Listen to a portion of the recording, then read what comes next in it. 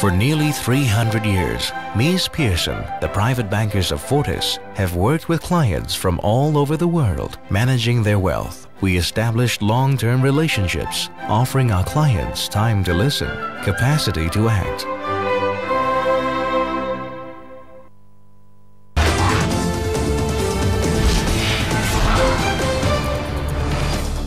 Welcome back to Wrap. It's 15 minutes past 4 Singapore, Hong Kong time. China and Hong Kong authorities have opened a new probe into China Life Insurance's IPO. They're looking into whether family and friends of the senior executives were given preferential treatment during the bidding for shares. This comes just weeks after the SEC said it's been investigating accounting irregularities at the company.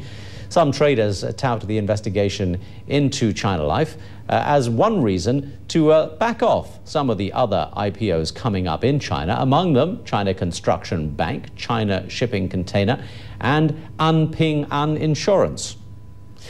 Today, we also heard that China Guodian, one of China's state-owned power generators, is planning a Hong Kong listing, one that could value the company at some $2 billion. Philip Chan is Research Director at Shenwan Wangguo Securities. He's in our Hong Kong studio this afternoon. Philip, thanks a lot for being with us once again.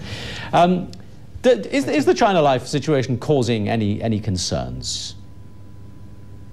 Well, it already has caused concern, I think, because the stock price itself has come back from a high of something like 650, and the H-share index, I think you can see, has come back something like 25% since the end of December. Would you blame the China Life situation for the whole of that?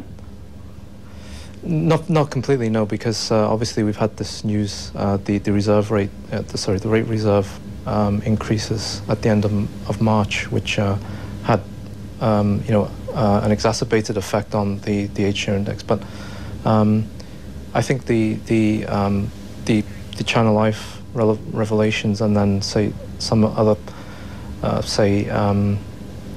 variable quality IPOs after that, turn people off the IPO market.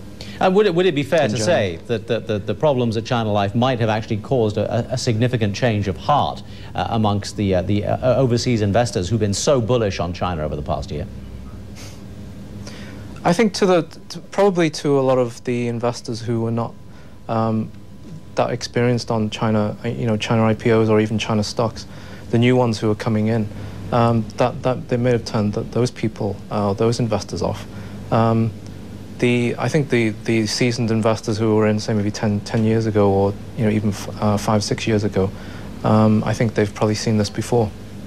Philip, this is Philip in the newsroom here. A question on the IPO. Yeah, part of the concern is they've given preferential treatment to friends and family and different executives, but as I understand it, the rules are fairly lenient. The investment banks, they can allocate the shares to whomever they like, sort of at their discretion. So is this a situation where it's illegal, or is it unethical, or is it a combination of the two?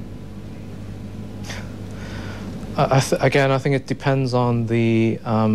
I think it depends on the regulatory regime you're looking at. Obviously, looking at Hong Kong, I think it may be deemed unethical, but as you say, it is actually pretty flexible. Investment banks are allowed to distribute the shares to whoever ahead of a listing. Or, sorry, at the time of a listing, yeah. So, Philip, again, going back to just a slightly macro picture, I mean, what do you think about the upcoming IPOs? I mean, you've got a lack of, I guess, faith these days creeping into the thinking of the potential purchasers, and then you've got the economic picture with a slowdown possibly ahead. Do you think these upcoming IPOs are going to be worth the punt? I don't think they're worth punts, but it's as we've been saying for the last couple of months that investors are going to continue to just be much more selective on what they buy into. The retail investors have gone off punting these IPOs for the time being. Maybe that's a more healthier market. So, in terms of valuation and in terms of, say, being able to see real demand for these listings as they come forward.